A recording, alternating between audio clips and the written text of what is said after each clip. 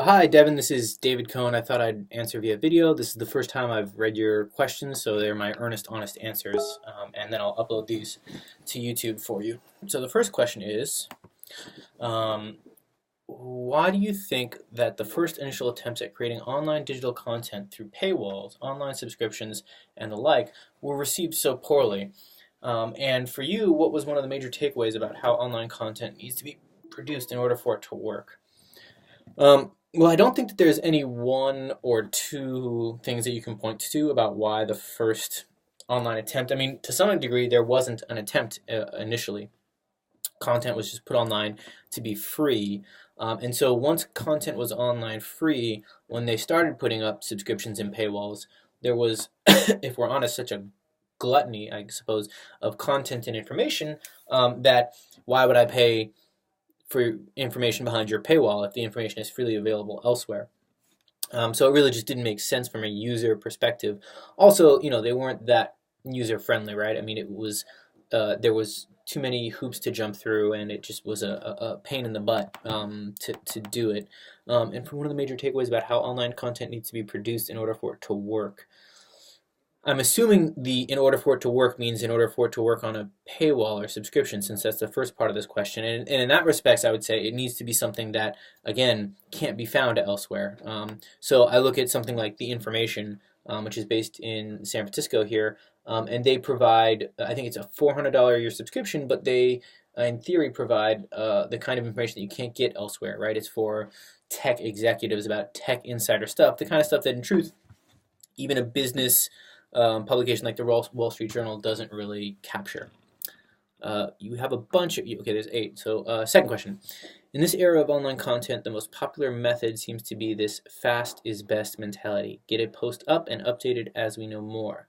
Fundamentally, this seems like a good idea, involving the audience in the process of doing our job. But the flaws in this system are also apparent. Do you think this style of reporting is going to remain the standard approach for hard news online? Yes, I do think it is going to remain uh, the system. And I wouldn't say that I think you have the phrases, but the flaws in the system are also apparent. Maybe that's an okay phrasing. No system is perfect, is what I would say.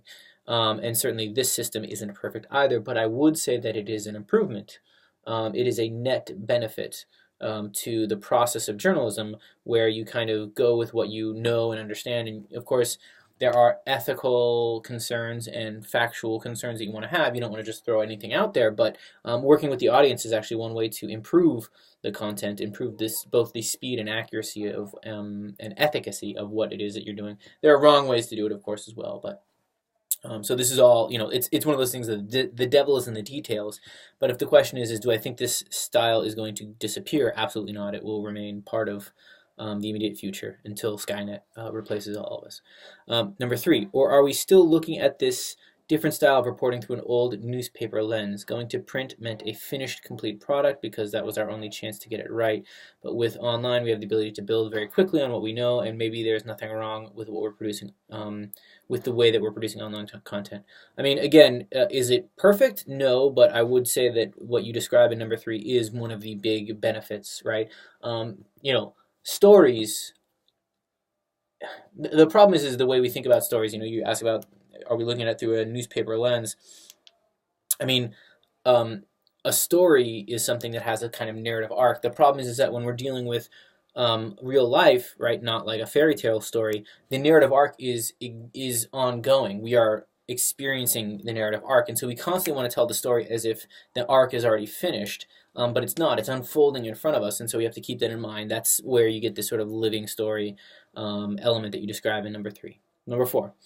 I think the speed in which everything shifted in digital media caught the journalism industry off guard. First, it was Twitter that constituted a large portion of traffic, but we're seeing more and more Facebook step in as the go-to for a large section of audience for news. How is it possible for us to keep up with constant shiftiness of our readers while still producing quality content? I mean, that is just a fact of the internet. I think we are in a place and will be for a while where the audience is no longer, quote unquote, owned by us, and we just have to be comfortable with that. We have to be comfortable with the idea that we're producing content for our audience, even if our audience isn't coming to our sites necessarily, but they're on other sites. This is where the term platform intelligence comes in, right? You do something important. It is supposed to be platform intelligent. It's supposed to be created smart for whatever platform it is that you're trying to get the audience for. There's a weakness here, which is that you are kind of renting the audience. We are renting the audience from Facebook, or sharing it, but sharing it with Facebook. They're in the stronger position, but that is the reality of the situation. Number 5, you've been heavily involved with the crowdsourcing of journalism online, and in an interview several years ago, you briefly talked about the difference between crowdfunding, crowdsourcing, and citizen journalism. Could you break those down for me? I find this fascinating. Sure. I have a link that I'll include to you in an email where I define some of these terms. The headline of that is defining terms. The headline of this blog post is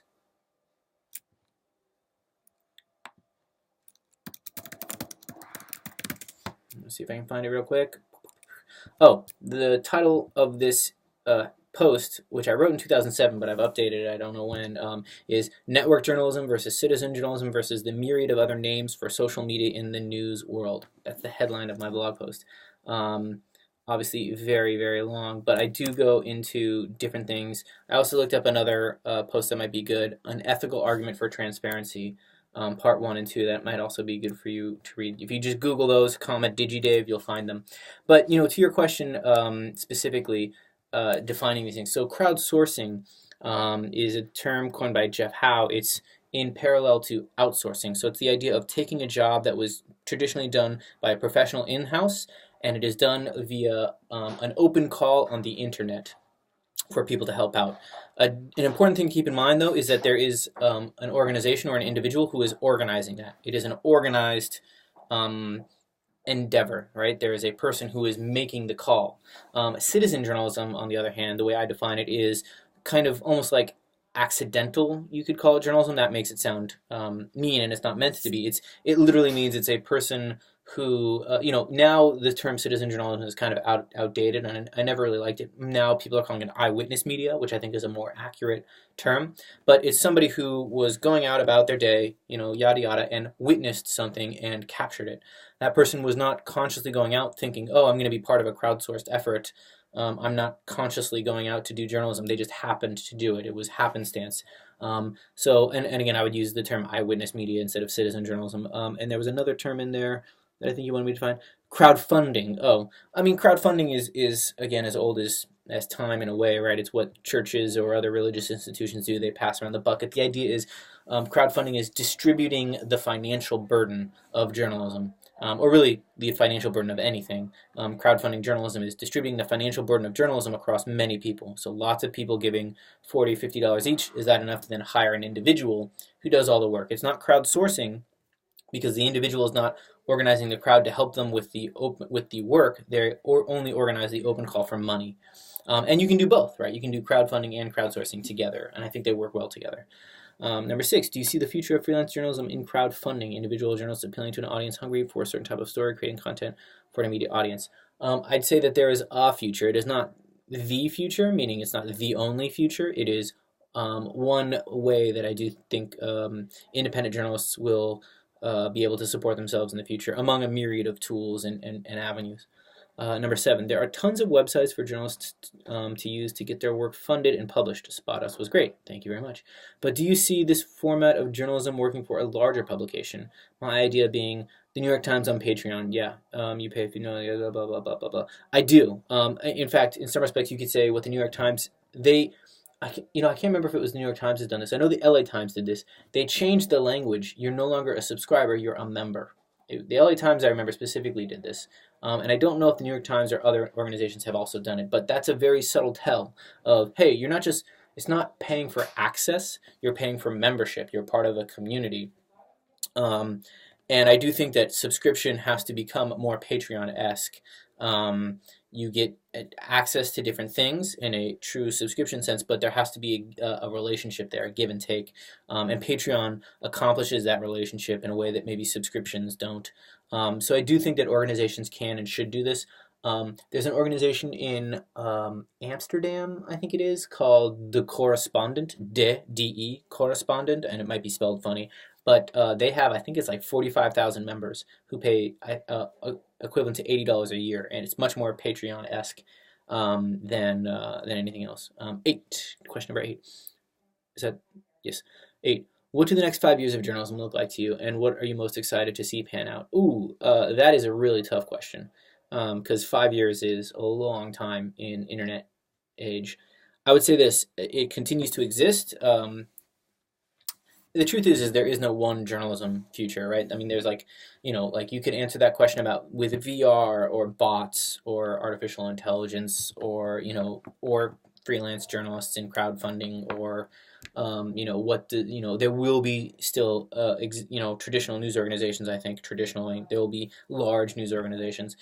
Video will continue to play a part. So there is no one thing that journalism will look like. It will have to continue to find different niches and treat audiences differently. Again, I think platform intelligence in a broad scheme, not just for Facebook, but for different avenues of people's lives will be important. So hopefully this is good and works for you. Okay.